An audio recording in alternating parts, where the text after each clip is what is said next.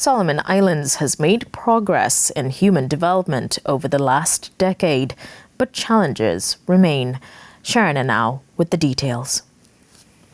Solomon Islands has made improvements in human development over the past decade, but progress remains uneven and significant challenges persist.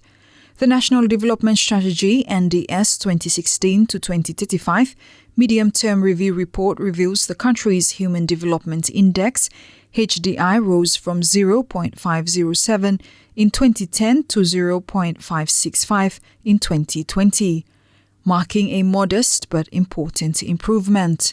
However, this remains below the country's targeted range of 0.625 to 0.675, a gap that underscores the need for sustained and inclusive development efforts. The Human Capital Index increased from 0.507 in 2010 to 0.565 in 2020. But these falls short the targeted range of 0.625 to 0.675. 23% of Solomon Islanders, nearly 1 in 4, cannot meet their basic needs.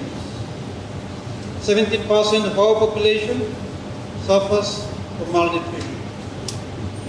But here's what gives me hope. The seasonal worker program brings in about SBD 500 million annually. That's 500 million reasons to believe that when we nurture real opportunities, our people thrive. But that's not enough. What else can we do? Certainly, there is so much more that we can do collectively. The NDS Mid-Term Review Report recommends nationwide investments in essential services like water, sanitation and food systems, saying that economic opportunity alone is not enough to lift communities out of hardship. While seasonal labor programs have brought in over 500 million Solomon dollars annually, officials emphasize that it is more important to create more domestic pathways for workers to earn decent incomes at home. 33% of our people cannot meet basic needs. This is unacceptable. We have successful models. The PALM scheme generates, as I've said earlier, SBD 500 million annually. Let's scale it up. But what's more important is to create more domestic pathways for our workers, including our youth, to earn decent incomes at home.